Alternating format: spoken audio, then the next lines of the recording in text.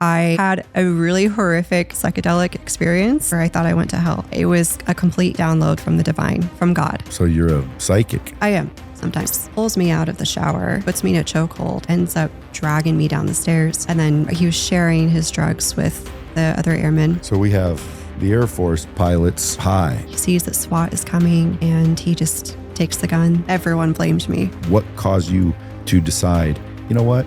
I'll take my clothes off for money. Every woman has a stripper in them. I saved someone's life as a stripper, and it was one of the closest I've ever felt to God. Every 15 minutes, he paid me $100. You still don't think stripping's a bad idea. Like, why not? How are you stripping, doing drugs, going to EDC? Like, that doesn't sound like a good Mormon girl that loves God. If you can be the light in darkness, you can go anywhere. Did you get inappropriate offers? Yeah, all the time. What was the biggest one? Probably the biggest one was... What it is, Brad Lee, back again with another episode of Dropping Bombs. Today in the studio, folks, I got a real treat for you. Bree Divine in the house. Bree Divine. That sounds like a stage name. It does, doesn't it? It does. Now, this is going to be an interesting episode because Bree's got a very interesting story. She's an author, transformational teacher, and a community builder and leader who turned profound personal tragedy into a framework for healing and growth. Healing and growth. That's the key.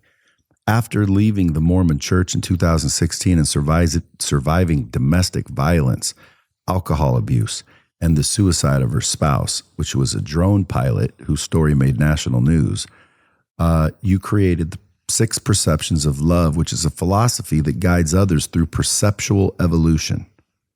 You have a thriving community generating over 6 figures in year 1.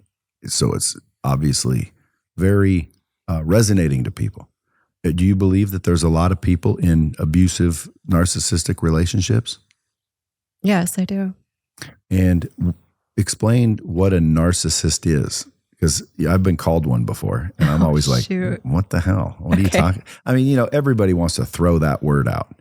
So what does it mean? What is a narcissist? True definition from my personal experience is a narcissist will bend to the truth.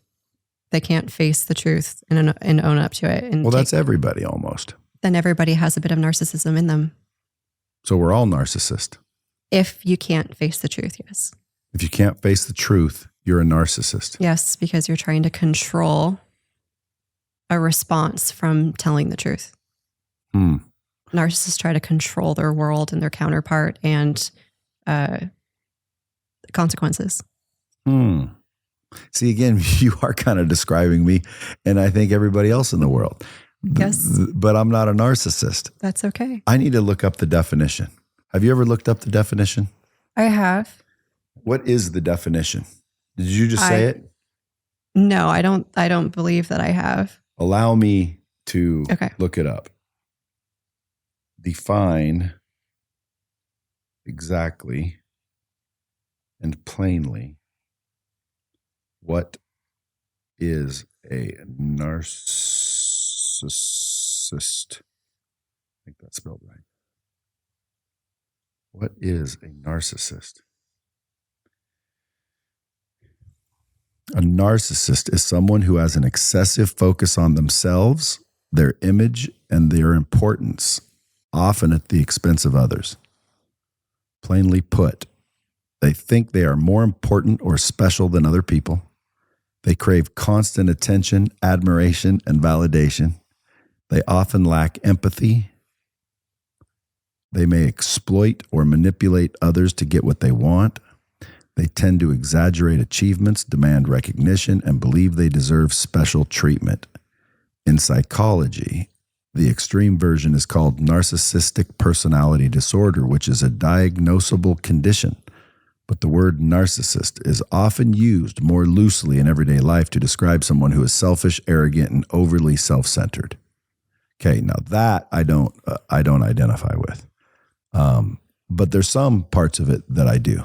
But now that I'm clear, okay, so you were in a abusive relationship. Did that define like your husband's actions?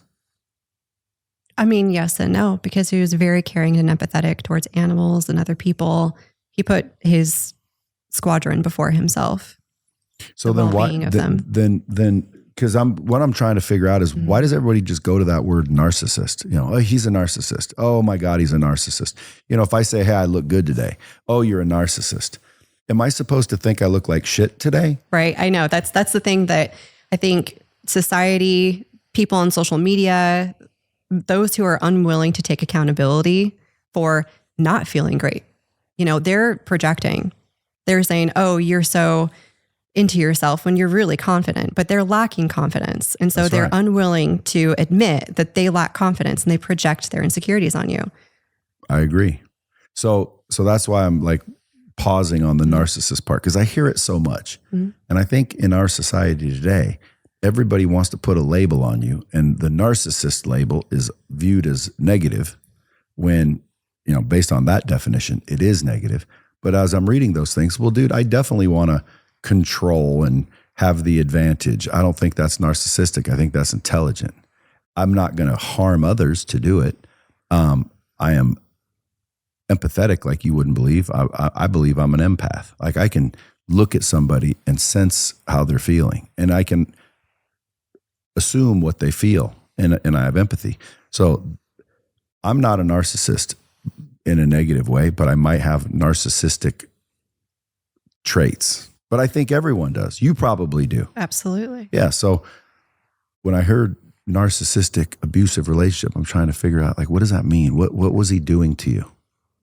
It was the dynamic of the empath and the narcissist. You know, I believe that those are opposite sides of the same coin. And what he was doing was feeding off of my lack of empathy for myself, but empathy for others. And so he needed me to put myself, fall on the sword for him and his well-being so that his image wouldn't collapse. Okay, now we'll get into that story in a little bit, folks, but I'd stick around because that's an interesting story.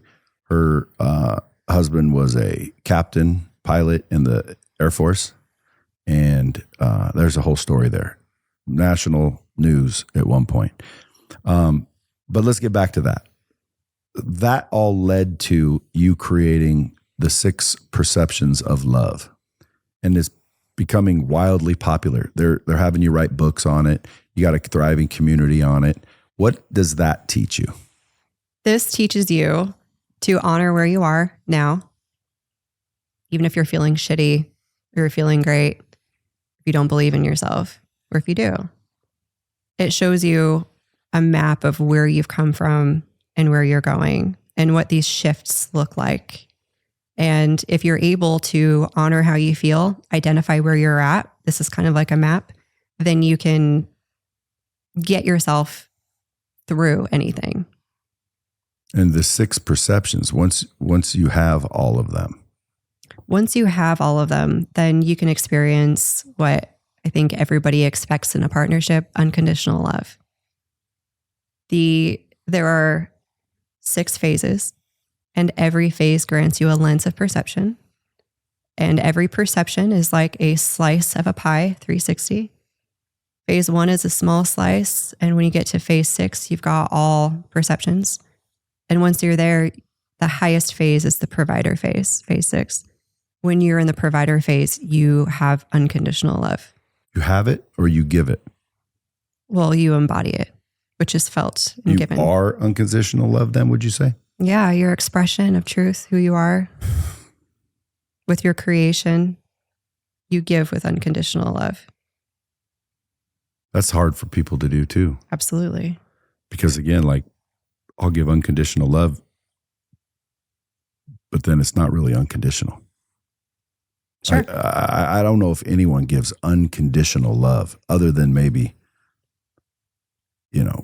few people, moms, like in other words, you love your child and they could be little assholes and you still love them, and they can do stuff to you and you still love them. So that's like unconditional type love. But true unconditional love, which means you can do anything and it doesn't matter, they still love you. I don't know if I could give that. That's fair. I define love as allowance. So in that sixth phase, you can say, I will allow you to be a jerk to me, but it's not going to allow you access to all of me. This unconditional. Well, then wouldn't that be conditional? It would be the feeling of allowing someone to be themselves. I'm not going to try to change you. So if a parent is expressing unconditional love for their child, they're going to say, you're behaving in this way. There's a better way, and I'm going to show you by example, but I'm not going to try to change who you are. And so allowance is the act of love. And there are different phases. So like in phase 2, for example, that's when you learn boundaries. So this is also why not every truth is true for everyone. Because in a provider, phase 6, you can say, I will allow you to be you, and it actually won't harm me. It won't affect me. You are no threat to me. I'm sure you've said that before to people, like, I can allow you to be you. You're not going to harm me. But in phase 2, that's when you experience boundaries. You can't use that same law of love. See, I've only heard about it for 10 minutes. I'm already wanting to read the book. just to delve in. I like to learn. Yeah. And I like to see how people think, because it amazes me sometimes when I give someone some what I would think is common sense advice. It's not really that common. And I'm thinking, how does everyone not realize this? Well, that would be like a perception, right? Because my perception is mine. Although you could share my perception, at the end of the day, a perception is how you view things, right? Correct, which is why all truth is subjective. There's no objective truth. And you developed this after going through what you went through? You just sat down and started thinking through it? Or how did you discover these? I wish I could take the credit for that. It was a complete download from the divine, from God. I had a really horrific mushroom psychedelic experience with my ex-husband.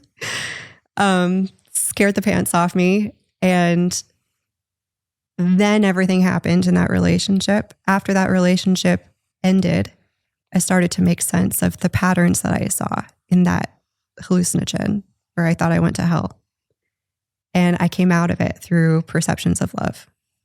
And because of what I journeyed through, I had to make sense of it.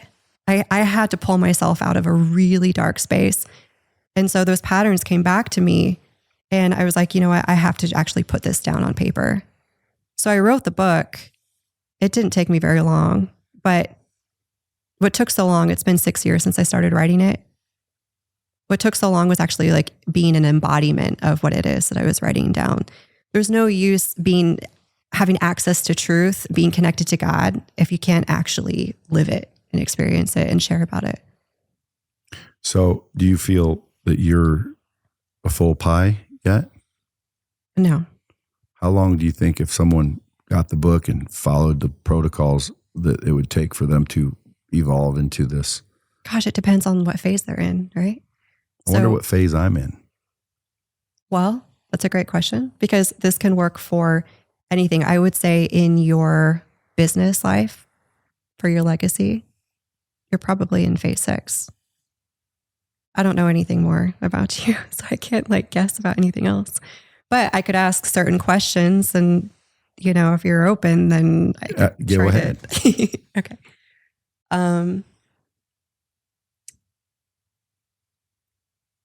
Okay. For your belief system, your relationship with God, what you believe now, was that belief given to you by a provider, like a parent or a caregiver? No. Okay.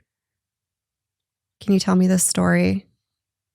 Well, growing up, obviously, my grandmother was Catholic, and so she would go to church, but not all the time. My dad, he wanted nothing to do with any of it. He didn't say he believed or didn't believe, but based on his actions, he was agnostic. Again, I don't know if he believed or didn't believe. I've never heard him say one way or the other. So he was just didn't bring it up. didn't talk about it, didn't encourage anything or discourage anything. But, growing up around my grandmother and my family, obviously they believed in God. Sometimes we'd go to church for right around Christmas and whatnot. Mm-hmm. But other than that, really nothing. Other than when you go to the fair and they ask you, you want to come in and take Jesus into your heart as your Lord and Savior? And you're like 7, you're like, sure. So you go in there thinking it's a ride and you just pray. Yeah. And then you come out and go on rides. So nothing major. Okay. And now what do I believe? Well, again, I'm one that likes to try to keep it real. And the truth is, I don't know. I don't think anyone actually knows, but there's stories of people that died and, saw Jesus and, but I don't know. I believe because it'd be foolish not to. But if someone said, how do you know? No. The only thing I could say is look around. Like, the human being is an incredible, feat of nature. A fish, a freaking bird. And then they're like, we all came from the sludge.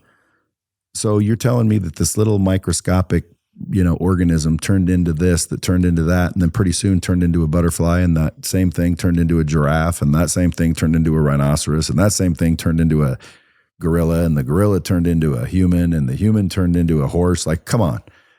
Where did all these different species and things come from? How are we, in this universe from just nothing? I just don't believe it. Mm-hmm. I believe there is a creator. That's what I believe. Why? Look around. It's you cut your skin. Something tells things inside your body to go heal that. Is that nuts or what? Women is proof there's a creator. You can produce another being. It's just crazy to me. So maybe there isn't, but I just think there is. If someone said, do you know for sure there is? I would say, I'm pretty sure, but do I know for sure? No. Okay. Can I give you my assessment? Yes. I believe you're in phase 3. Which is the Omega phase. Sounds cool. It is very cool. It's actually where I would say, if I could imagine peak humanity, I would imagine phase 3, because you are able to be in a 0 point and see that my truth isn't the truth for everybody. There are truths outside of me, but I'm also aware enough to know that something does exist with your example of your observation and living it. I'm sure you've had injuries before. Sure. Okay. Or you've seen yourself in a predicament where you're like, I think only God could get me through this. Have you experienced that? Fortunately, he keeps me out of those. Okay. And so you do give credit to there being a God's hand 100%. In your life. Okay. Or I'm just extremely lucky. Because again, I am a lucky individual. Yeah. So I've been lucky a million times. Yeah. And yeah, I give credit to a magical man in the sky. Fortune, good luck, karma. Mm-hmm. I don't know what religion all these encompass, but I don't just think it's me. Right. I'm so wonderful. I'm just so good. No, I give credit to God. Yeah. That's beautiful. So phase 3, I would say anyone who has that view, I would believe that. A phase 4 would be you've had to express your truth in your relationship with God in order for something to be birthed and created. So if that hasn't happened yet, then there's no phase 4. How does that happen? That happens. Didn't I just do it? I just expressed my truth. Yes. There's a chapter after phase 3 called The Test of Truth. And it's basically when you see that it could be do or die, where you're faced with a gun to your head, you have to say that you have to express your relationship with God or your trust in God. But I try to do that on a daily basis. Sure. Okay. Anytime shit's going, yes. What most people would freak out and panic over, mm-hmm. I just think to myself, if it's God's will, yes. In other words, What can I do about this? Yes. If I can't do anything, hey, it's God's will. Yes. The phase 3 is full of that because there's an ebb and flow in every phase. And the ebb is death and the flow is creation. So we're circulating through that all the time in phase 3. What happens after phase 3 is that test of truth so that something can be born out of you. It would be like something that's going to become your legacy. Like if you were to start a church, that would be an example of going into phase 4 with that legacy. That would be for men. For women, it's motherhood. Because women have the perception that God can have with unconditional love. It's an opportunity. Not every woman chooses to embody it. Or can. Correct. And so if a woman gives birth, she immediately actually has a line of sight view of what a provider love feels like. Because her body was the provider. Her, breast milk was the provider for nutrients. Everything came, what was developed through her. And that legacy is born from her. What phase are you in? As far as what goes, my belief system. What phase of that are you in? What phase of love am I in? What perspective? What perspective? There's 6 of them. I'm in 3, you said. Which one are you in? Sure. And do I need to get to 4, 5, and 6? No. You don't need to. A lot of things can just mature in whatever phase honors your growth, because there are micro phases within every phase. You can be in a phase 3 sub 6. I gotcha. Yeah. So there's no limitation in any phase, really. It's almost cyclical. Yeah. Yeah. And it constantly compounds. evolving. Yeah. Yeah. It's beautiful. So to answer your question, with this book, this is my expression of that God is real. And I would say that I'm going through my test of truth. Well, you got me wanting to get to phase 4 and get to phase 6 because I like to win and I like to complete I know. You can. So I help facilitate lessons for people to learn how to write their own trusts so that they can create their own legacy. And so that's something that people can do as well. You can create your own legacy. You can do that. You can create your own church, essentially. What kind of transformation have you seen from people that have come to you and then went through the 6 perspectives of love? Okay. For some people, it starts out as their world completely crumbling down. They have to leave their partners. They have to take a look in the mirror and take responsibility for where they're at. I've seen some people just say, absolutely not. That's not for me. I'm not going to do it. I love my life the way it is. I don't want it to change.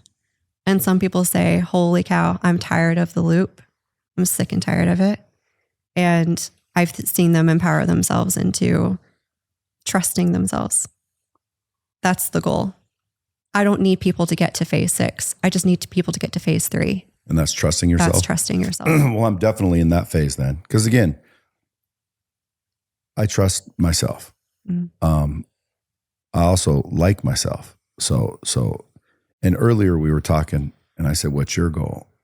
And, my thoughts towards that is what I've already learned, which is you're not going to be able to make everyone happy.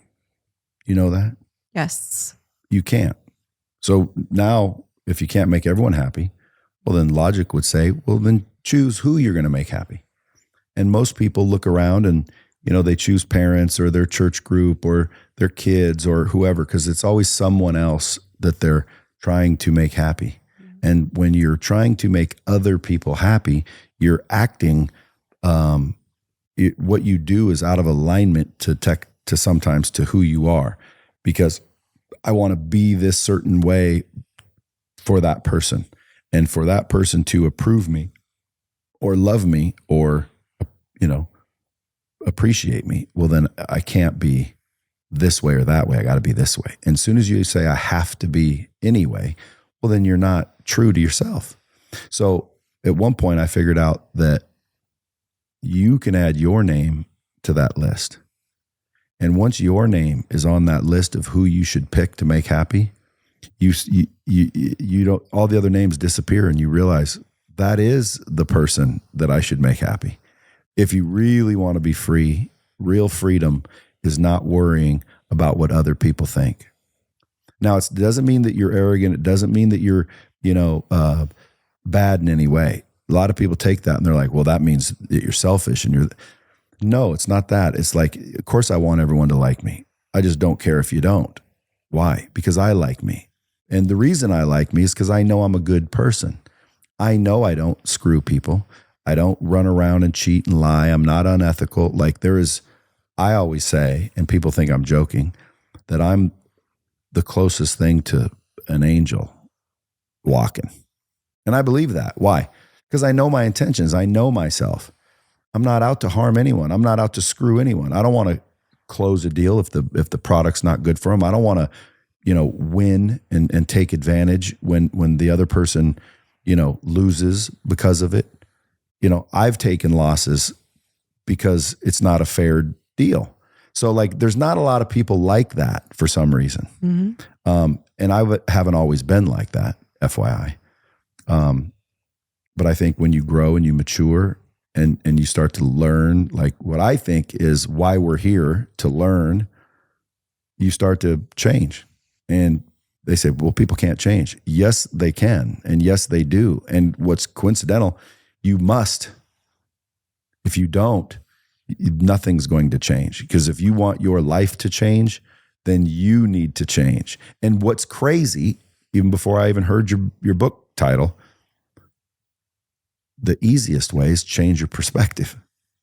Like you have to shift how you look at things. And as soon as you like see things a little bit differently, everything changes, including your life. So that's what my advice would be to you. If you can get there, it's total freedom.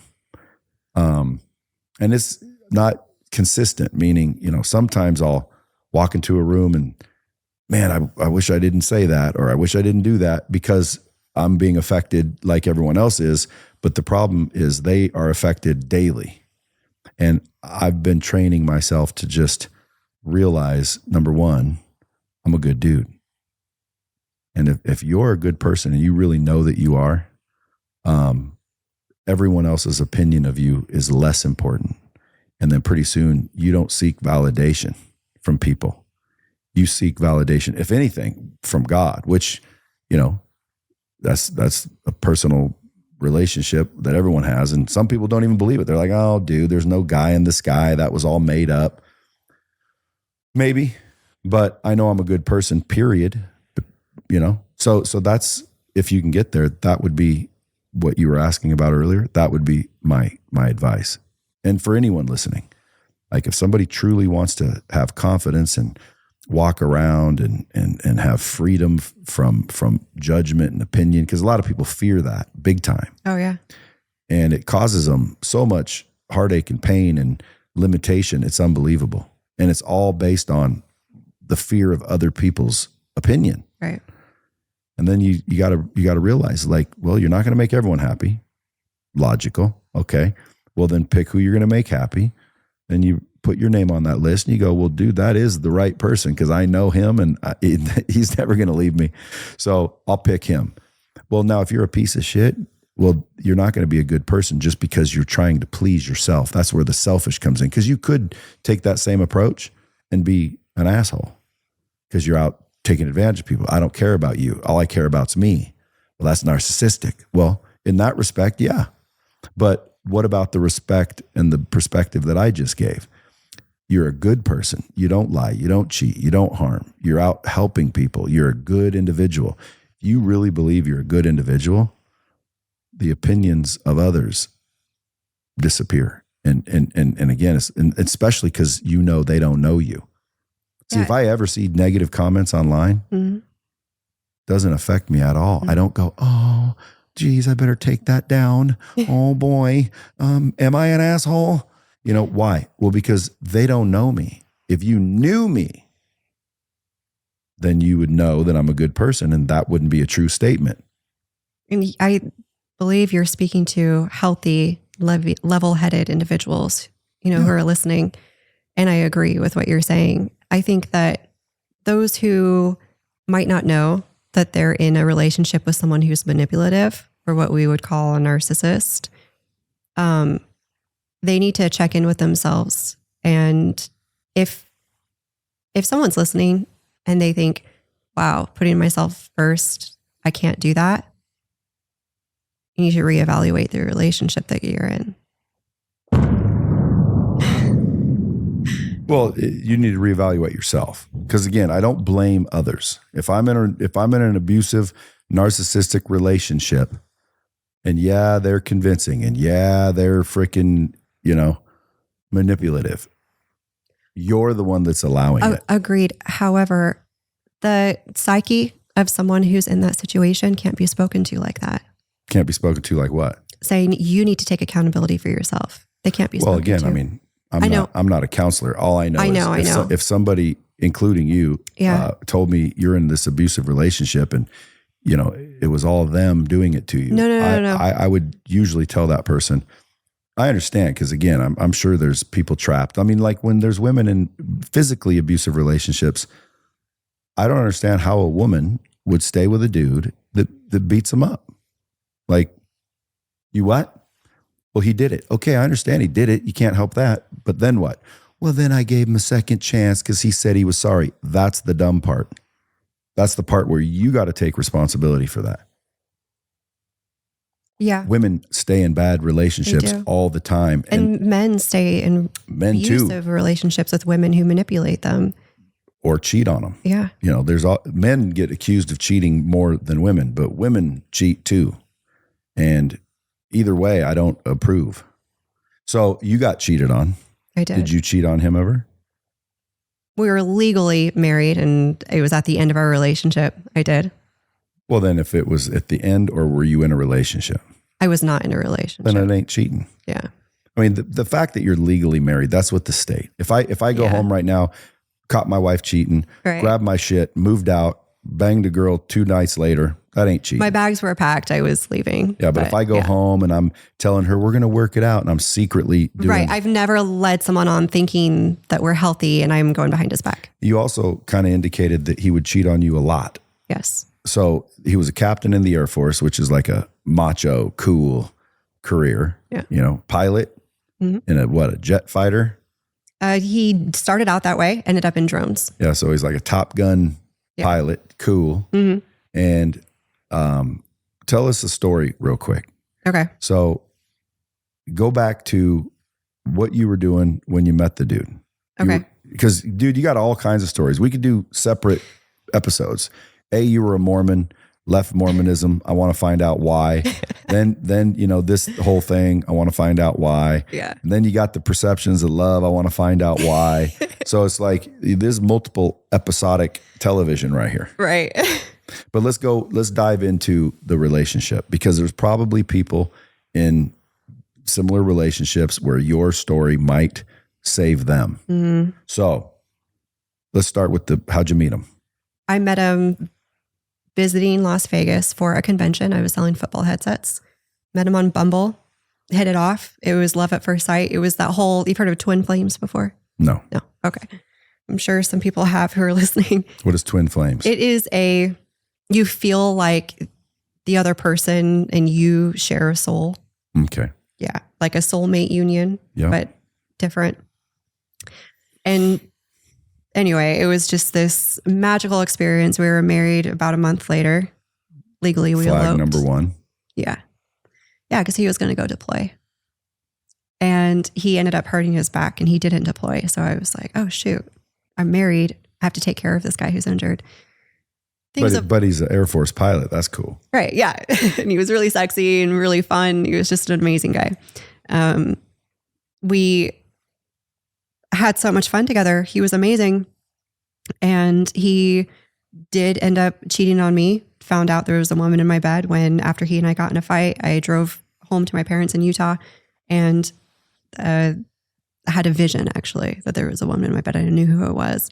And the next day, a friend called me and she said, hey, this woman spent the night. And I said her name. Was it her? She said, how did you know? Anyway, so there are these hints, right? I saw it in my mind. So you're like a psychic. I am sometimes. I don't try to, it just happens.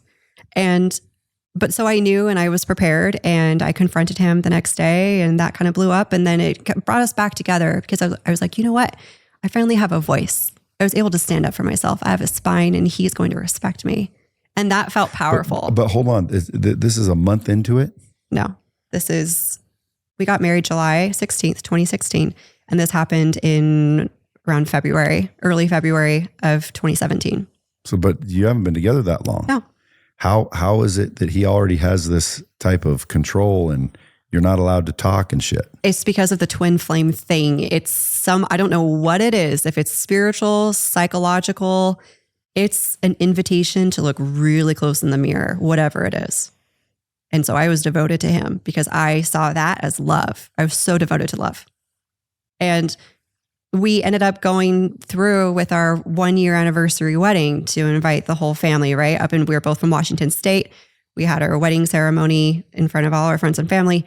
And things just ended up spiraling to the point where one day he was drunk, which is usual. I think he did abuse alcohol. I didn't see it because I grew up Mormon and I just wasn't around it that much. I didn't know. I just thought this is how people who are not Mormon live. They drink all the time.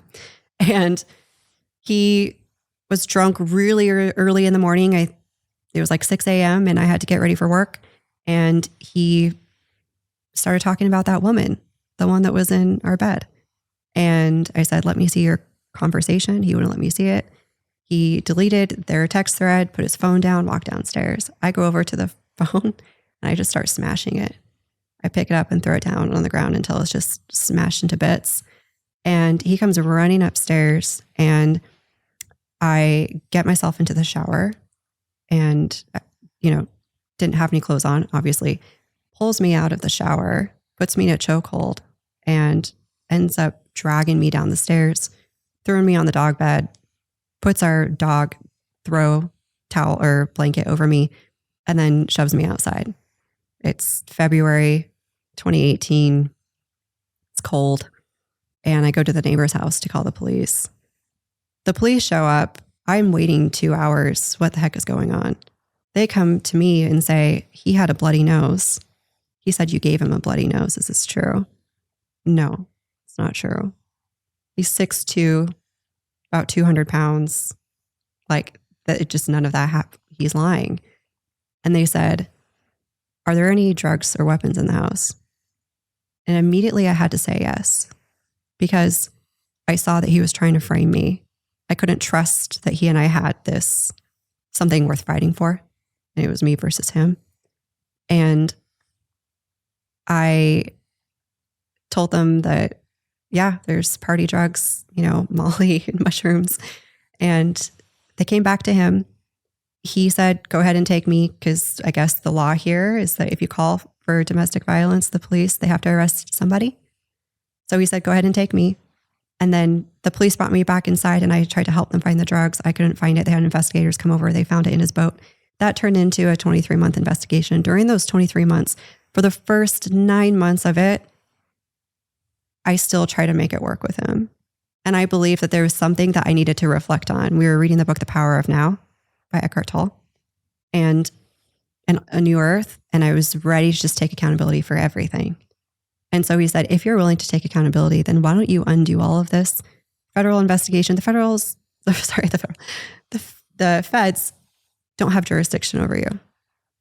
So just write a letter saying you made it all up and that you're crazy. I ended up writing 3 letters in total to just get this investigation to go away. And eventually it did. And something just kept eating away at my conscience. And I ended up finding out that he was cheating again from a vision that I had.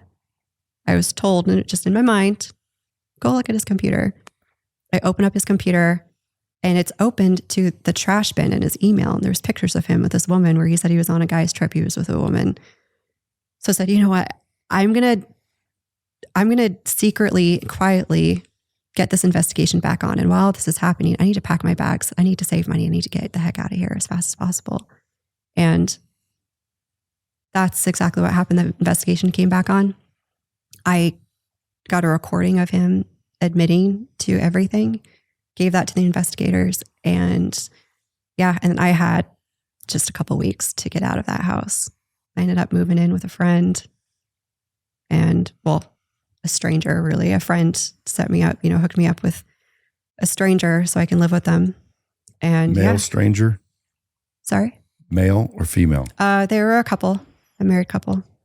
That wasn't who I cheated on him with, if that's where your mind was going. I'm just asking questions. No, a friend was visiting for a weekend and I was like, you know what? I need to go blow off some steam. And I, hooked up with him before I moved out. But I do have to say, I was giving massages because I've been a licensed massage therapist. I've done this for 16 years at this point, actually. But then I was giving massages, met this man at the Hard Rock Casino. He had a lei, or like two leis actually, bright neon colors and a mohawk. He's like, give me a massage. Okay. And he's like, tell me your story. I'm like, you don't want to hear it. Like, I am going through something. Tell me your story. Okay, if you insist. He convinces me to give him this hour-long massage and then meet him afterwards at the pepper mill. And he tells me, Bree, I know exactly what you're going through. This man is unstable. You're unsafe. You need to go. And he was actually the one that pushed me to actually get out of the house. I didn't have I think my nervous system was shot. I wasn't able to actually perceive what safety looked like or to move for my safety. So this man said, you must move. You've got a week. I'm going to California. I'll be back in a week. I'm going to get you a storage unit. I'm going to get my truck and we're going to get you out of there. So he was the one that made it happen. And I know it was God. I know because I've had a relationship with God. I prayed and because I was open to receiving a message, that's what got me out of it. So anyway, fast forward. Well, hold on real quick. Okay. So this guy snatches you out of the shower, throws you out of the house, which is 100% abuse. Don't do that, fellas. Which caused you to go next door, call the cops, which caused the cops to say, is there any drugs or guns in the house? Which caused you to say, yeah, we got mushrooms and Molly and party drugs, as you called them. And which caused them to go search the house and search him. And then they found him. And because he's in the military, the feds, military people live under a different set of rules. So the feds are now pressing charges and they're going to try to get him, put in jail? Yeah. Was it a lot of drugs or Not just a lot. recreational? Just, recreational. So why would they care so much? Because he's a captain? Yes. So had he not snatched you out of the shower, he wouldn't be in trouble. Right. See? So again, it's always the stupid little decisions of anger where somebody allows emotions to take over. Because again, he was probably pissed. He smashed his fucking phone. Well, that's no excuse, Brad. I'm not excusing it. I'm just saying he was probably pissed. You just smashed his damn phone. That only an asshole would physically grab his wife and frickin' manhandle her. But he was emotional. He grabbed you, threw you outside. And that's what sparked it all off. So had he just been a nice guy, a good guy, the phone's replaceable for $900. None of that would have happened. How do you think your life would look now if he would have been a nice guy? Happily married still? I think we would have stayed together. Now, most people think, well, what happened? What happened? Brad, quit interrupting. What happened? So what happened? Okay. He was found guilty because of my testimony and the evidence and testimonies of other witnesses of the domestic violence and the drug. He was sharing his drugs with the other airmen. So we have the Air Force pilots high. And I was going to ask, because you said he was drinking in the morning, wouldn't the military notice this type of behavior? With his alcohol abuse? Yeah, I mean, the guy's flying $1 million equipment. You don't think other people in the Air Force would have noticed this guy's alcoholic? I don't think so, because he was so smart. calculated. He knew he had a great body, 6-pack abs. Like he just walked around as a living example. People called him Captain America. He was such a bright, if you walked in this room, you'd be like, oh, we got to be friends with this guy. He is so charismatic. Just every man wanted to be him and every woman wanted to be on him. Like he was just that kind of guy. And so, no, I don't think that they noticed it. But he was doing it on a regular basis. As far as the party drugs go, it would be EDC, Coachella, those types of events. But no, it wasn't on a regular basis. The alcohol was a regular basis. And you did it with him? Yes. You were a party girl? I was a party girl. Yeah. Mushrooms, Molly? I tried Molly a couple of times at EDC. Mushrooms I tried once. I had that horrific experience, which birthed this. Yeah. What would you recommend for people listening that are in that relationship, but there's no abuse? Right now, it's just party. Right now, it's just the fun stuff. Because you ever think that is fine? Like, yeah, go ahead. It was fun. I loved it. I feel like this wouldn't have happened without the mushrooms, but that to me is something that should be done as a sacred practice because it's going to broaden your perception. So I think you need to know what kind of drug you're partaking of. First of all, I don't think mushrooms should be classified as the drug that it is, as well as LSD. But you're like kind of hippie-ish, aren't you? I guess you could say that. I'm about freedom. I think everyone needs to discern for themselves what is safe and true. But if you have a dysregulated nervous system, if you don't know what safety looks like, you shouldn't be taking something that alters your perception. Yeah. Your brain is so important. Don't do drugs. Don't do alcohol. So you wrote letters saying, hey, this didn't really happen. And then you recanted because he cheated on you again. See, again, double dumbass. Right. Like, dude, listen, if I'm in trouble and my wife just got me out of trouble, I wouldn't be cheating. I would be like kissing her booty saying, thank you so much, my little precious, at least for a little while. I even wrote him a letter. I said, these are the ways you can be nice to me. Because I told him, I said, you're being a jerk. You're making me not want to do this for you. And I gave him the answers to the test. What was he doing? Like, what type of behavior was he doing? He was just being mean, just rude. You know, for my birthday. So the event, I call it, happened in February. My birthday's in May. He bought this ring on Wish and I was exhausted after work. I was selling timeshare actually at that point. And I'm exhausted laying on the couch and he tosses it in my face, this little package from Wish. He says, don't say I didn't give you anything. Just like little things like that. It's like or he would just. Almost like he didn't really love you. No. And to show me, make effort to show me he didn't love me. And yeah, and then continuously bringing up like the blame and the stress that I am in his life because this whole thing isn't going away fast enough.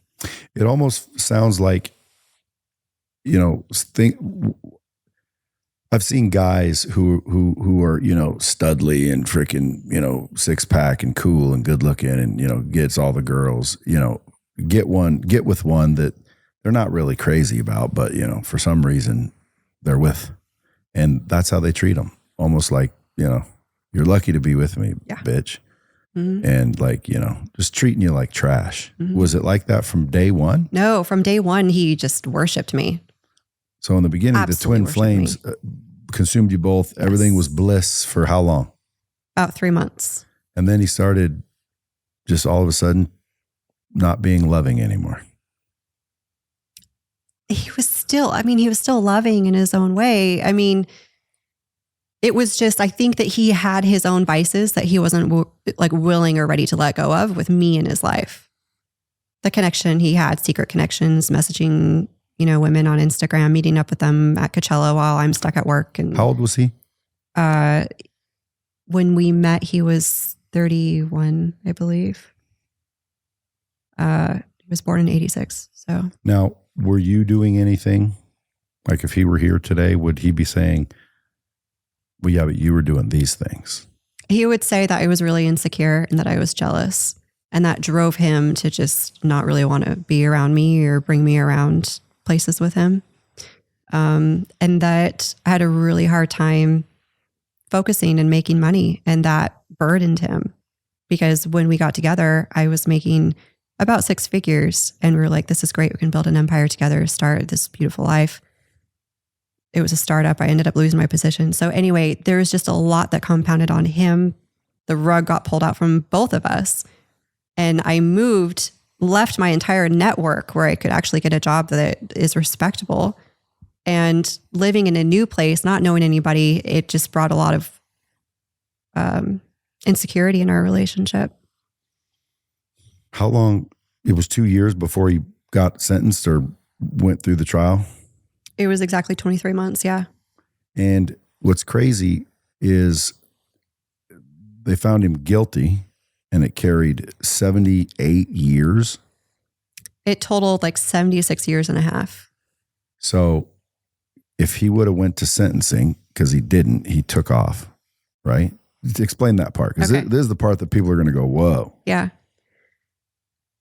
So he was found guilty of everything. And even the prosecutor was saying, let's do about 3 years. Just bring it down to a minimal sentencing. He wasn't there to hear it because after he was found guilty, he had this whole thing planned. He fled. No one knows how he got out of there.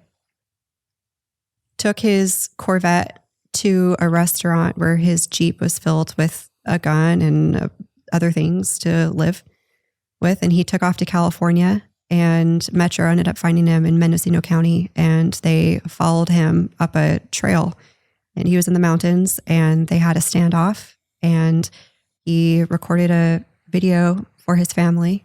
And after recording this video, there are these drones around him. He sees that SWAT is coming, and he just takes the gun and takes his life. Not knowing that they went forward with sentencing without him, and they chose no jail time. So he thought he was facing 78 years, basically said, fuck this, which I can totally understand that. I'm out of here. And had he just faced the music, they would have said no jail time. Exactly. And all leading up to that, well, he and I had a no contact order in place, but before the no contact order was initiated, he and I said to each other, we need to apply right now the power of now. Because in the now we are safe, and we can change the future and the past in the present moment. We have to trust it. It got the better of him, clearly. And there were messages I tried sending him. You need to apply everything we've learned. This is the test. Apply what you've learned in the power of now. You're not going to go to jail. And I told him this over and over. You're not going to go to jail. It's not going to happen. And I knew it. And I thought that he would trust me because he knew I could get visions. I could sense things. I can see them before they happen. And I knew that's something I knew for sure. And it was revealed to me a week before the trial. I had no way of communicating with him at that point, but I saw a member someone who represented a member of the jury across from a table like this. And he asked me, what would you like the sentencing to be? And immediately I said, about 6 months, give him a slap on the wrist, like he deserves something. And then immediately after saying that, I took it back and said, I am not the judge. I'm not God. I'm just a witness. I choose no jail time. And I woke up after that dream just knowing that my prayer was heard, that I've gone through the test of trusting myself, and now it's time to actually embody it. Just go through with it. Just trust. And I tried to like telepathically send this message to Kevin, just like, this is showtime. This is when we like stand up and we show exactly what it is that we believe. If there's any time where we can actually see the manifestation of what we believe, it's now. And so I needed that from this. I still loved him deeply at that point because I saw his light. I saw his potential. I saw him as like this beautiful man that had so much potential. He did not want to be a pilot. He felt like he was conned in the Air Force. He wanted to fly. And they said, no, we need you to be in this cockpit flying drones. Like he had he just wanted freedom. And I sensed it and I knew that we could have it. And so I knew that when I could speak my truth with neutrality, that me speaking my truth wouldn't create consequence. That's so important for people to know. Your truth doesn't create consequence. Consequence comes from someone who can't handle the truth. And that's exactly what happened. I showed up fearlessly and he didn't. And he took matters in his own hands because of fear. When you got the news, what did you do? I immediately cried. Well, sure. What did his family say? Did everyone blame you? Everyone blamed me. I had to deactivate my socials and I was getting screenshots sent to me galore from my friends saying, look, they're saying that they're going to hire a private investigator to find you. Look, they found your Instagram. They found your business. I was making wrist malas for breath work, right? So I had to hide. It was the scariest thing ever. So the whole world was against you because they thought because you knocked him out, he killed himself. Yes. And I forgot that I had told him when I wrote those letters, just tell everyone that I'm crazy. Do whatever you need to do. Tell everybody what you need them to think so that you can get through this.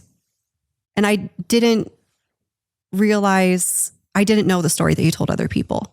And so I started seeing the story that he put out there to everybody being parroted from all these people who I didn't know, but I knew that they were friends and family, even his own family, not his parents. His parents haven't said anything to me or about me, but yeah, all the blame was put on me.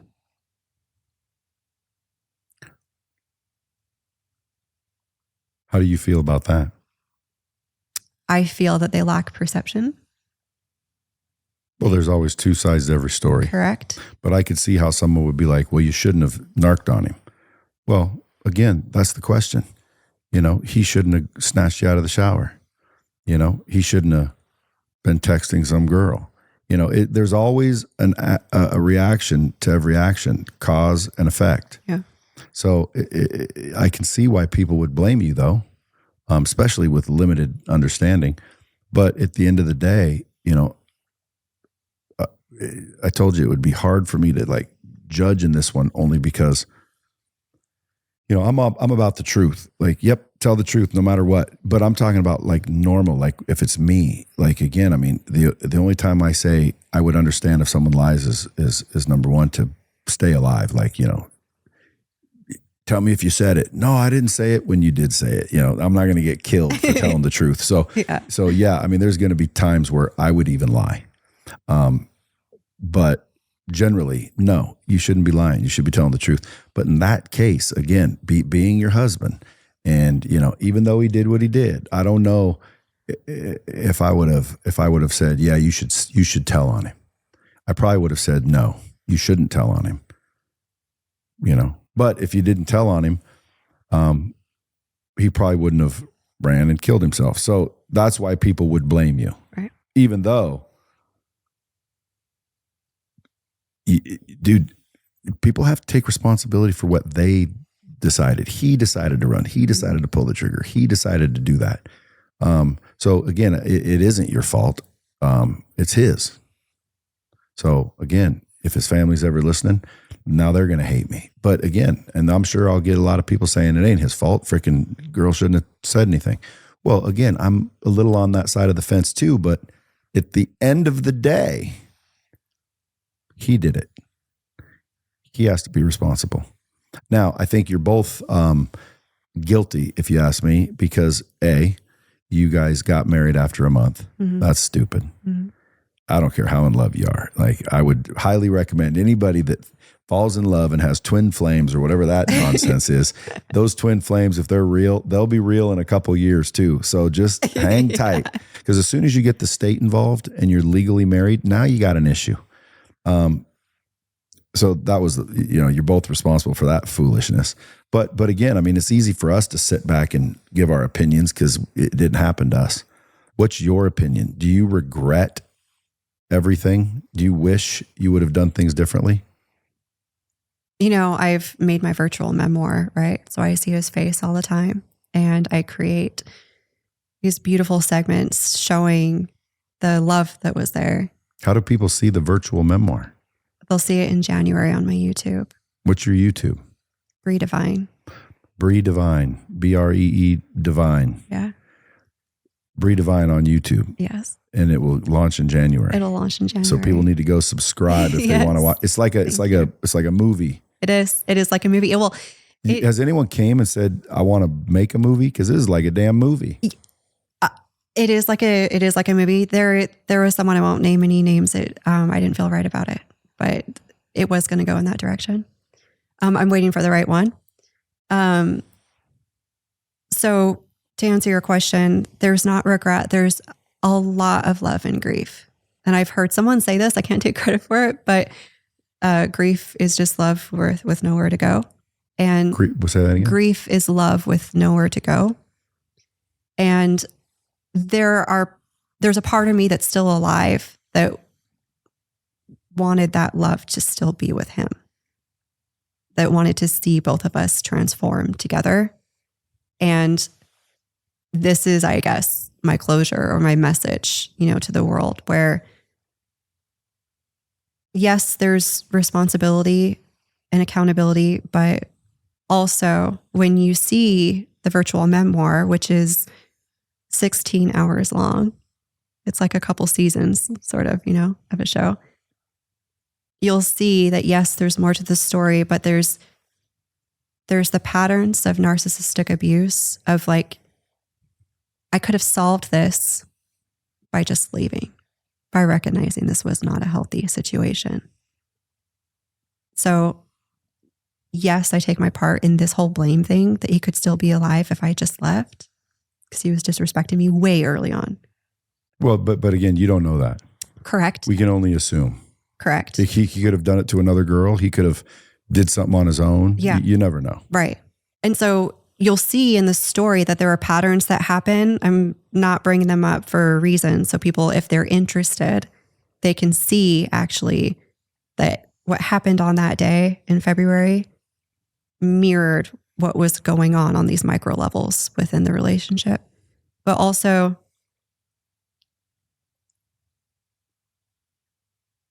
yeah. So this community is men and women. It is. And they're mainly people in similar relationships. Like, who should reach out if they're interested in figuring out, these perspectives? Sure.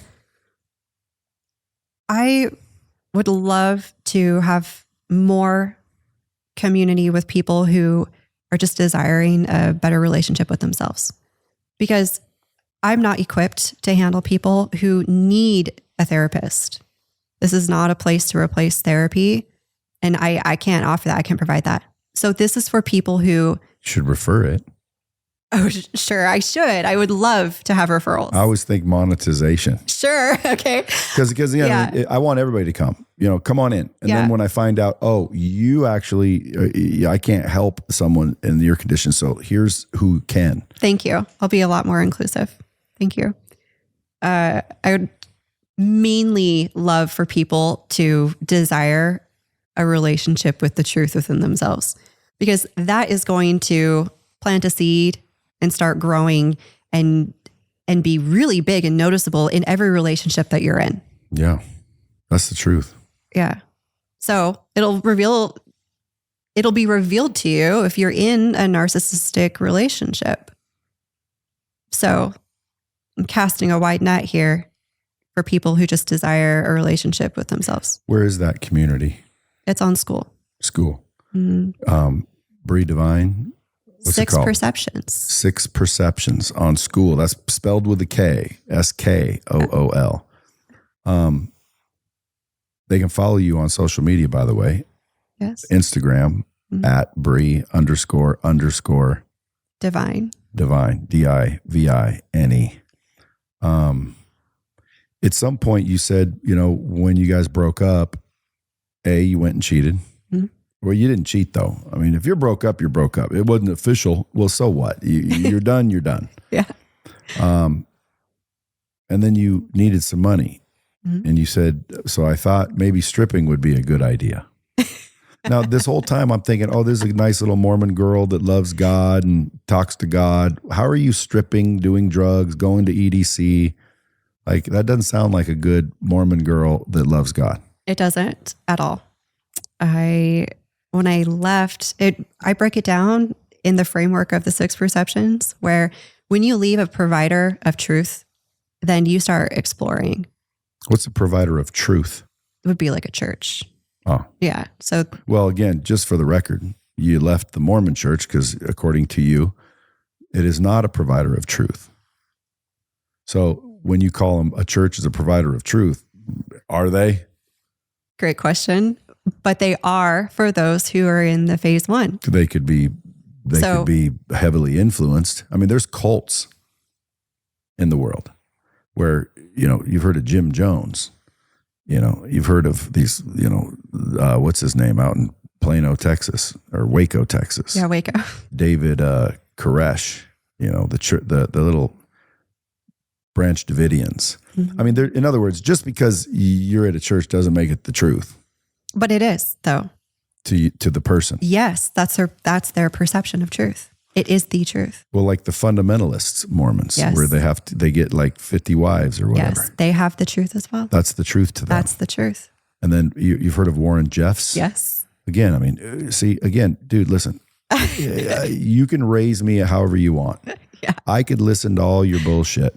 As soon as the pastor is wanting to have sex with my 12-year-old daughter, there's no more truth there. Like, I don't care anymore. I'm not listening. I'm snatching my kids and I'm getting out of the truth. That's why I said really early on, that's why truth is always subjective. Now, what about just normal Mormon people? Because again, all the Mormons I've ever met are absolutely nice. They seem to be like a good example of what a God-fearing individual looks like. I've never met a shitty Mormon. Have you? I won't name any names. But I mean, obviously everyone has their bad eggs. Yeah, but no, they're good. They're good. From a religion perspective. Yeah. And my brother's Mormon. He says that before we were Catholic, we were Mormon. And I'm talking about history of family. And then my grandma came along and turned my grandpa into a Catholic. And so that's where the Mormon ended. But we were Mormon and we need to return. So he's totally Mormon. And he said, if you let the missionaries come over and open the book of Moroni and pray about it, it'll be revealed. And so I said, okay, sure, because I'm open. Nothing was revealed. All I said was, so where are these golden tablets that old Joseph Smith found? And they said, well, they went back to heaven. And I'm like, oh, that's coincidental. So I didn't really get any vision and I didn't really do any of that. And so I kind of didn't ever become Mormon. And right now, I'm not really Catholic. I am, if anything, faith-based, meaning I don't have a denomination, and I don't look down upon people that have theirs. Why? Because of what you said earlier. You learn that there's influence over your life. You're programmed into believing whatever it is you believe, and just because you believe it doesn't make it true. It just makes it true for you. So when people are convicted, Mormon's the right way. Islam is the right way. Christianity's the right way. Judaism's the right way. Buddhist is the right way. Like, they're all wrong except maybe one. Or what I believe there's truth in all of them because the creator is the source. And all of those are fractured corruption. In other words, the truth is in all of them because the truth is the creator. And so the creator is in all of them. It's just how much corruption and curveballs did humans put in each one of them and then pass it on from generation to generation. Oh, yeah. And now you got these convicted people willing to kill for their religion, when they don't know shit. They were told what their parents were told, which was what their parents were told, which is what their parents were told. And we're only back to the 1800s. Let's not get 2,000 years ago. Well, do you know the law of tithing in Mormonism? Sorry, they don't like it to be Mormonism. They have Mormon Tabernacle Choir, the movie Meet the Mormons, Mormon.com. They've spent millions, maybe $1 billion in advertising Mormonism, but they don't want to be referred to as Mormons anymore. Apparently. Why? So because it's become a slang, they are members of the Church of Jesus Christ of Latter-day Saints. Well, so LDS. I know, but if you ask me, that shows you that they don't really know, because that's not even his name. We're not going to go there. No, I know. But the law of tithing, you haven't heard of that, 10%. Right? Yeah. In order to be worthy to go to the temple, and if you're not going to the temple, you don't go to the celestial kingdom, mind you. So there are these steps to living with God. You can't be worthy to enter the temple if you're not giving 10% of your gross income. Anyway, so that little sidebar there. But. Well, I always, I believe when it comes to tithing, yeah. If God is what I believe he is, he don't need your money. No. He don't need your money. So when you go to church and they start saying tithe, look, if you want to give. And if you're God-like, you will give 10% though. And if you don't, then you're no good. Like, listen, God doesn't need your money. I think if you're in a church where you're forced to give money, it's the wrong church. Agreed. So if they force it, I didn't know that. Yeah, they force it. Yeah. So again, then there you go. Maybe I was right. But to me, it's like, listen, I don't harm the Mormons. I don't make fun of my brother. It's like, hey, he wants to be Mormon. You want to be Christian. You want to be Jewish. Do whatever. Because I think at the end, we're all going to figure it out and find out. So true. Okay. So that's so I broke off from the LDS faith. Yes. And then I got into stripping. So that led to all these things, right? Drugs now, when you and say stripping. got into stripping, yeah. What does that mean? That means... Were you wholesome before that? You seem wholesome. I don't know what wholesome means. I'm wholesome, true to myself and innocent, others. Sweet, nice. I am sweet. I'm not always nice, but I am sweet. So someone does mushrooms, doesn't make them, like... It makes you more loving. Yeah, but like for example, when you're doing massages, if you go to a massage place that's like at a spa, they're not tapping you on the towel saying, you want special, So like that's a real masseuse. A real masseuse, they don't jack guys off. I don't think anyway.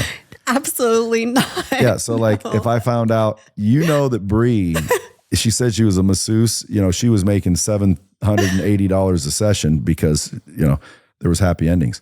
Well, then I would question your moral fiber. Anyone can try to call me out. I've been doing it for 16 years. Have never done that. So before you were not... Because when people think of stripper, they just think, oh, well, she's a stripper. Yeah. Her morals are out the window. Correct. Were you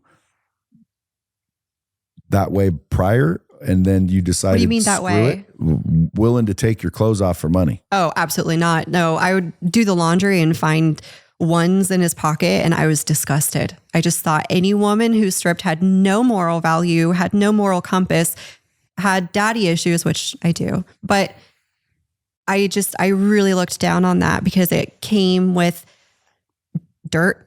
So how did you decide, screw it, I'm going to strip? Okay. Because again, I've said this publicly too. If I were a female that can strip, because all of them can't, sure, I probably would have too. I probably would have freaking damn near maybe even prostituted. Why? Every woman has a stripper in them. Well, because again, at the end of the day, if I'm going to do it, I might as well get paid to do it. And people are like, Brad, that's terrible. It's like, well, again, I was young and foolish. Now knowing what I know, absolutely not. But I probably would have made the same mistake. What caused you to decide, you know what? I'll take my clothes off for money. Great question. You needed money? Yes. However, I was trying to get out of that place I was living, right? So I wouldn't have to rely on other people. What's wrong with selling timeshare? I was selling timeshare while I was married, but I was back to doing massages when But what's wrong with massages and timeshare and save your money and get out? Why stripping? Because it was fast. I needed fast money. You wanted fast money. You didn't need it. You could have stayed where you were. Sure. Yeah. My focus was get to where I need to be fast. I hear you. So I was calling around on Craigslist for a place, and this lady picks up and she says, "Hey, this might sound weird, but what do you look like?" And I'm like, "What do you mean?" She's like, "Okay, just hear me out. If you're cute and you really want to live here, you want to make some money." Because I was telling her it's going to take some time to give you a deposit, right? Like that was the conversation. It's going to take some time. Well, you can get some real easy cash. Was she a stripper? She was. See, and you were groomed. No. I wasn't groomed because she didn't benefit from it. Oh, is that what grooming means? Yeah. Groomed to me means you were talked into it. Oh, no. I wasn't. No. She said, "You can do this, make a lot of money. They don't touch you. There's a no touching law or policy. So if you go to the place that I went to, you're going to be fine. Just stick to your boundaries." So she told me, don't drink, don't do drugs, don't touch men inappropriately, don't let them see into your panties. Don't think that you need to give more to get more. Don't get in that scarcity mindset. Stay strong. Move like an athlete. Treat your body like a temple. She gave me the codes to be a stripper and stand in my sovereignty. And I took it as Bible. But in the conversation, I was like, "Okay, lady, yeah, I don't know." And she said, "I'm not trying to get you to go do this so that you can be my tenant. Like I just feel," she's like, "if you ever meet people and you just feel like you have to give them a message, just feel like I need to give you this message." I ended up not renting from her. I ended up staying where I was at because I just Where did you apply? To strip the Rhino. And what was the audition like? You get in a bikini and heels and you walk to the manager and back to the door, and he says if you're good enough or not. That's it. That's it. So it's obviously a visual thing and what your body looks like. Yeah, but he talks, having a conversation, see if I can. Do you think there's ever any shadiness, meaning, "Hey, you want the job? I want a job. Let's trade"? No. So it's like they don't care. They're probably. I don't know. I really think that there are some people that create their own experience. I think if there are women who don't have boundaries and don't respect themselves, that they're going to invite, like a man will sense that. Yeah. So you went in, you auditioned. He said, "Yeah, you're fine." And then you said, "When do I start?" And yeah. He said, "Tonight." Well, I had to go get a sheriff's card, which means that every time you show up with this card, they do a background check on you. And so that's a good thing to know. The strippers are obeying the law. So you eventually you went in there. Yep. You made $1,500 in one night. Yep. Was that any VIP room action? No, it was so funny. So I met this guy, super nice. And I said, "This is my first time. Let's just go in the 15-minute room." And he's like, "Perfect." He was just over the moon. Are you sure? Are you lying to me? Are you just trying to say this? No, I have no idea. I didn't know how to dance. Well, as a stripper. And it's a 15-minute, we're just talking. And I think 15 minutes, I think 15 minutes has passed.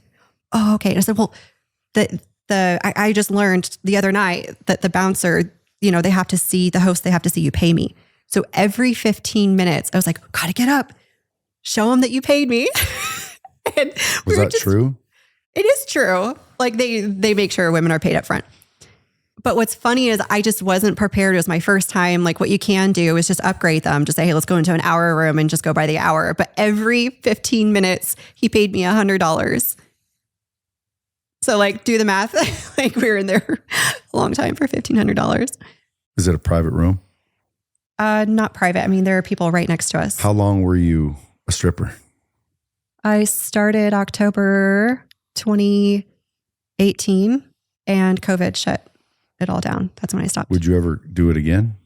Not right now. I don't need it, but it was so fun. Like I can't say like I wouldn't. How was it fun? It's like speed dating because so I would just be a wallflower and I networked. I loved the hosts. Every one of the hosts. So great. They knew What's a host? My style. Oh, sorry. Like the bouncers, like the guys in suits. Bouncers. Yeah. They're called hosts to make it sound nice. Yeah, they're hosts. They're really wonderful men. I love them. They knew my style. They knew I like to talk. And so the time would run. I'd make a lot of money and I would pay them 20%. up front. Not up front, sorry. As soon as I left the room, I'd pay him. So it was just this beautiful. They get 20%? I gave them 20%. Not everyone pays them 20%, but I did. Well, that's good. That's smart of you. Very smart. What was there anybody that would offer you to meet later, or did you get inappropriate offers? Yeah, all the time. What was the biggest one? Oh gosh, probably the biggest one was a bachelor party, and the best man wanted to pay me $10,000 to sleep with the groom. And obviously you didn't do that. I didn't do it, no. See, why not? That was my moral code. It still is. 10 G's though. If I'm going to do something, it's because I love it, not because someone's trying to get me to do something. 10 G's though. I can make 10 G's doing anything. See, you should have had that mindset before you stripped. Well, but you didn't. You don't. I see and sense that you still don't think stripping's a bad idea. It's not a bad idea. So like, if my daughter's listening to this, you would say, sure, go strip. It's fun. If she's feeling a call to just go and do it to see what it's like why not? You're not going to be young and beautiful forever. Because you're taking your clothes off for money. Sure. You don't want to do that. Why not? Because you say, why not? You said yourself you would if you were a woman. Again, if I were younger. Now, no. Oh, okay. So we're talking about now But if I had my mind younger, no. Because now I know better. Well, sure. Now I respect myself more. Sure. Now it's not appropriate. It's not, I don't need to. You know what I mean? You don't need to. Right. You didn't then. You just chose to. Right. And I think strippers, again, nothing against strippers. Okay. One time I knew this girl, she was a stripper. And everyone was like calling her a slut. We were from a smaller town, but everyone was calling her a slut because she was a stripper. Because some of the strippers, they'll give hand jobs. They'll freaking, they're prostitutes at a strip club. But there's prostitutes. They just say they're strippers. And then there's strippers that they won't do anything. But, still, to me, you take your clothes off for money. You're not in the right mind space, period. Why? Because you're better than that. Who's this goofball that can give you $20? And it's not even a lot of money. It's like, here, $20, rub on me. Like, what? Okay, I would never date a stripper in a million years. No rubbing. Absolutely. That's disgusting. I agree with you. If you're willing to wave your butt, which if you're my girl, that's my butt, in their face, no, pass. Like, I wouldn't do it. Now, if I were a girl, younger, didn't know any better, of course I probably would have. I might even have been a prostitute. Why? Because I thought different then. Yeah. I would have took the 10 grand. I'd have said, let me see what he looks like. You know what I mean? Like, is he good looking? Never know. Okay, is he good looking? Because if he's good looking, that's what I would have judged it on. It wasn't the money and the moral. It would have been whether or not I would have done him anyway. Because if you'd have done the guy anyway, like you said you went and had a little fling when you were ending your relationship. Sure. He didn't have to pay you 10 grand. No. What if he'd have threw you 10 grand? Because 10 grand brings entitlement. I think you're speaking from like a privileged man because women need to think of safety first. It's not just assuming it's safe. Then would you do it? You don't have that access to that knowledge when you're in a strip club and someone offers you 10 grand. Yeah. Well, I'm glad you didn't take it. I'm glad to. I also think if any young women are listening, it's easy money, but I also think it's going to psychologically someday be a regret. Why? I don't regret it. It made me stronger because this is why. Can you be yourself in every room you're in? You're going to know if you're strong enough in a place like a strip club. So let's say you're at a party and a guy says, hey, Bree, here's $100. Show me them tits. You're going to do it? No. Because I didn't go there I didn't go to the party, get all dolled up with the intention to go show my tits to people. Yeah, I'm in control. I know, but then why does that make it any better? Because it's control. I need to know. That sounds narcissistic. It does, but it's also something that women need to learn as far as safety. No, women need to learn not to take their clothes off for money. But men too. But men are feeding it. So women that doesn't excuse it. If no women would do it, there'd be no strip clubs. just like porn. Okay. And again, I'm no angel, but I don't think women should be doing porn. I don't think porn is good. Now, if someone comes in here and they're a porn star, which one did, well, not a porn star, OF, but to me, that's porn too. It is. To me, it's like, I don't hate people for it. I don't judge people for it. I probably would have done the same shit. Easy money. Oh, I was in love with easy money. The problem is it's not godlike. Sure, but that's coming from a perspective that is beyond the age of youth and fun and do what you need to. So no one needs to listen to that advice. Well, again, they should. It's only affirming to people who think like you in these years that you're living. Don't you think that one day you'll look back and be like, I wish I didn't do that? No, I made a virtual memoir showing everything, me in like the attire and all. Be proud of who you are. Did you get footage from where you came from? No, that's against their rules. I don't know if it's illegal, but well, hey, again, more power to you if you don't regret it. I always feel like, damn, I would. Now, again, my daughters, obviously, my job is to keep them out of a strip club. Yeah, absolutely. But the girl that I knew, she wanted to become a veterinarian. And she was cute, developed like you wouldn't believe, but everyone called her a slut. And I got to know her. She was not a slut in any stretch of the imagination, but she did strip. But she'd go in there, she'd dance, she'd do her thing, and she'd get out. And I think it was like 4 years later I ran into her. Veterinarian. Straight up put her ass in college. She had no other way to do it. So that's why she did it. And I'm like, well, it makes sense because it's a means to an end. It doesn't make you a slut because you're willing to do that. It makes you, to me, resourceful. But are you jacking people off in the back room? And again, because you can make a whole lot more doing that. Yeah. Matter of fact, if you go into the Crazy Horse, ask for One-Handed Judy. She makes the most money there. Jeez. They call her okay. Okay. they call her One-Handed Judy. I'm joking.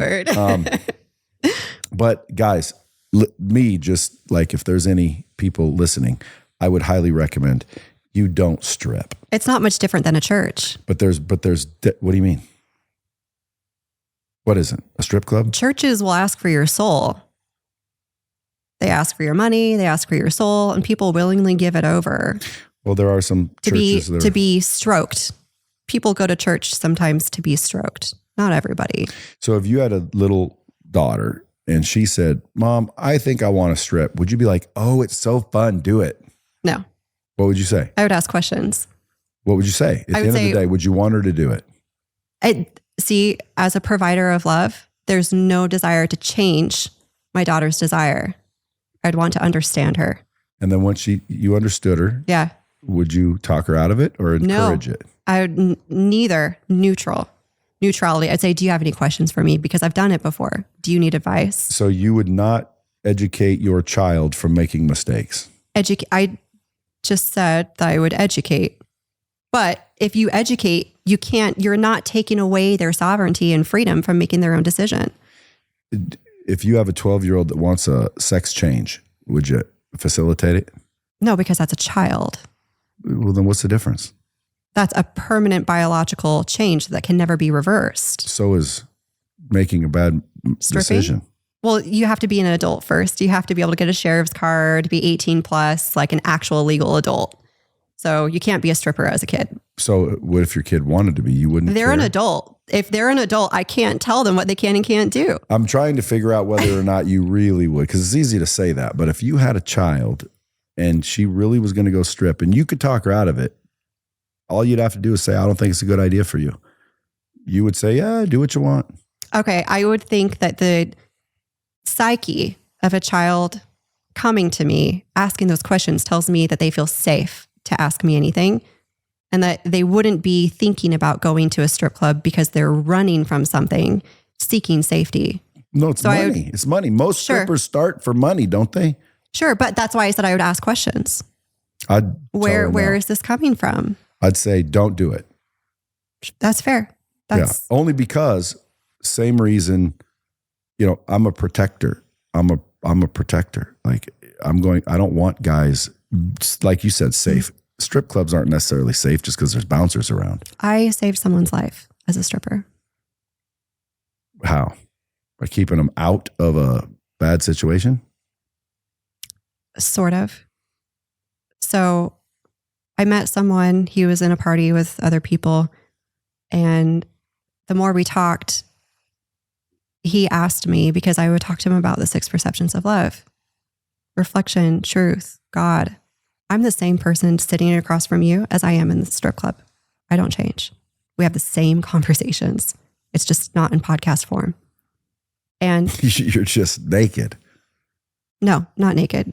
Yeah, underwear stays on. Well, that's mostly naked. Right? It is mostly naked. It's fine. It's a European type of vibe. Okay. Yeah. European beach. And if for anybody thinking, Brad thinks he's so holy. Listen, I've been in strip clubs. One night I woke up after a strip club with like no money left. And like, I couldn't even remember the night. Like I've done it all. Trust me. People's pastors, doctors, surgeons, lawyers, they're all giving strippers money. They're all in there. There's nothing that I judge, just for the record. Because again, you know, I've known strippers and they're great people and they're not sluts and they're not bad people. They just wanted money and that's an easy way to get it. And they had credible bodies and like, why wouldn't they? Right. Which is kind of what I would think if I were in that situation.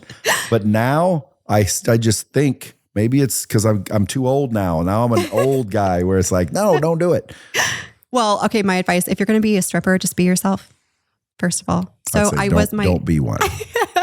So when I was in the club, I paired with a man who asked me, because of the conversations we were having. Is that what they call it? Pairing?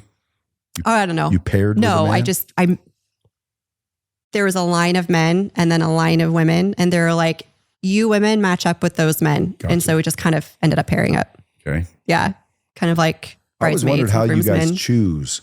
Sometimes we choose. Sometimes I'm a wallflower and they walk up to me. It's just, I don't know. Sometimes the host. Every time I've been in one, they'll come over, like a couple of them will come over and one will sit on your lap. The other one will sit on their lap. Yeah. I'm wondering, like, did you guys decide who gets who? Probably. If they're good, then the host said, I know who that man is. He's got money. The person who's good at getting in the wallet, you sit on his lap. Gotcha. So they were probably planted. So and that's another thing, gentlemen. You guys are marks. Like they're there to extract money. They want that though. They want the game. They know that in the back of their mind, but they just want it to be a game. At least make it fun, right? So when I was speaking to this man, he said to me, are you an angel? My name was Divine. And something in me just said yes, just say yes. So I nodded my head. He had tears running down his face. And he said, right behind us is a private room where I cheated on my wife. And I didn't know that I cheated on my wife until like the next morning. I pulled a condom out of my pocket and I knew what I did. And he said that he had been regretting it, living with this, and he became suicidal. And he was planning on killing himself that night. And his buddies were just, come on, you got to come out. You came all the way to Vegas. You got to come out with us. You got to come out with us. And he was going to end it then. And so then he made a deal. He said, okay, God, if I go out, you have to send me an angel. If you don't send me an angel, then that's it after tonight. And so after he told me that, he cried, put his head on my shoulder, and I talked through some things I gave him because I was making these breathwork malas, and I taught him how to like do breath work. And I gave him a mala, and it was one of the closest I've ever felt to God in a strip club. And it showed me that a lot. I have many stories, and that's also in my memoir, stories like that, where it revealed to me that if you can be the light in darkness, you can go anywhere. That's a good one. Like that made me think, yeah, maybe they should be in a strip club. Sure. Because if you can be the light in that darkness, well, then that would be a good reason to be in there. Yeah. And you can learn to trust yourself. I had all these mini experiences. Well, they're massive at the time, but in the story, they look like mini experiences of who am I? Well, who am I here? who am I when no one's looking? And I get to live with that at the end of the day. And I'm amazed at what I've been able to see. And it's taught me I can trust myself. And if you can trust yourself, you can trust other people. Trust yourself to what? To do what's right for you. Like your instincts become born from intuition instead of fear. Yeah. Yeah, it's definitely an individual thing. You know, like swingers. Like if my wife came to me and let's say deep down she wanted to be a swinger, I am a jealous guy. Like, no. Like I'm weird that way. It would break my heart. We'd have to separate and be done because I'm not swinging. And it would break my heart that she was a swinger. However, it doesn't make her necessarily bad. It's just different. Yeah. That's her. And if someone has the ability to even sacrifice people they love just to live their truth, well, then again, I almost admire that. That's why, you know, people always think I'm so conservative. I'm not as conservative as everybody thinks. You know, you want to be gay, be gay. You want to strip. Like, cool. Like, I'm a more live and let live type of person.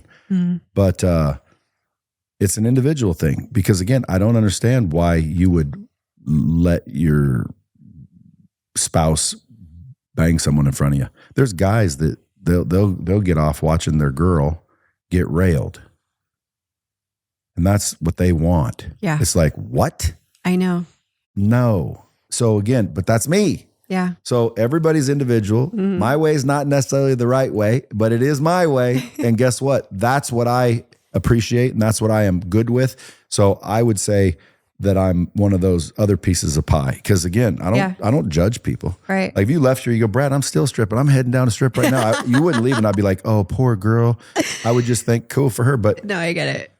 Individuality is really what you're promoting. Your message is figure out who you are and love yourself and be good with yourself because it's liberating. Yes. That's freedom. And that community is literally helping people find and love themselves openly. Yes. And you know, again, I don't understand why, but I bet you there's a whole lot of, that's why it's so popular is because there's a whole lot of people that they're living for somebody else. And they don't have the nerve to tell their husband that they want to get railed by 10 other dudes. Right. I'm laughing because I've been approached by men that are like, hey, I want to date you, but this is what I need in a relationship. And it's just. But I mean, that's just an example I'm using because I really don't see the view of that. Right. Like, right. You know, you just kind of convinced me, yeah, I guess if you're in there saving lives, that'd be a good reason to be in a strip club. But my main reason for like my daughter as an example is because I don't want men treating her that way. Number one. Number two, I don't want society looking at her that way. Why? Because again, whether it's right or wrong, dude, people don't respect strippers, period. If you say you got an OF page, slut. You got an OF page, hooker, prostitute. Oh. No morals, no values. That's just what society thinks. I know. So I don't want my daughter in that. So again, of course I don't want my daughter in a strip club. Yeah. And when I, number one, I don't go to strip clubs, but when I think of people in a strip club, I don't think, you know, damn, look at her tits anymore. I think that's somebody's daughter. Right. Like imagine how he feels. Like I just think old now, I guess. But for anybody listening, I still say, stay out of the strip club. You know what? Get into sales. I was heavily into sales. Well, sales, you can make way more money than strippers can. In the long run, but not quickly. Well, depends on what you're selling. If you need money fast, cash in your hand. If you need money fast, go get a loan. That's irresponsible. But hey, do what makes you happy is my real advice. Because again, if that's what makes you happy, listen, don't let anyone judge you. You want to be a stripper, own it, love it, you know, and literally quit worrying about me and everybody else who might think you're a bad individual, because it doesn't mean you are bad. That's really your message. Well, yeah, because you're going to attract who you are wherever you are. I attracted the most amazing people. That's what they say. They say, if you're the problem, right, you'll know because everywhere you go, you have a problem. Yeah. Why? Because you are everywhere you go. Yes. So if everywhere you go, you're happy, you're fun, you're attracting good people, that's probably because you are a good person. Yeah. And I think one day, people will eventually figure it out, but I think they can figure it out quicker with people that have already figured it out for themselves. So maybe we'll have you back on another episode because I know you weren't supposed to be here for this long. So folks, you guys can go follow her, Bree __ divine on Instagram if you want. I'd go to her YouTube channel because you got her little docuseries coming out called The Virtual Memoir. Yeah, My Journey to You, the Truth. And that drops January. She's got books launching in January. She's got a community, thriving community, growing very rapidly. If you guys have any questions for her, reach out to her direct.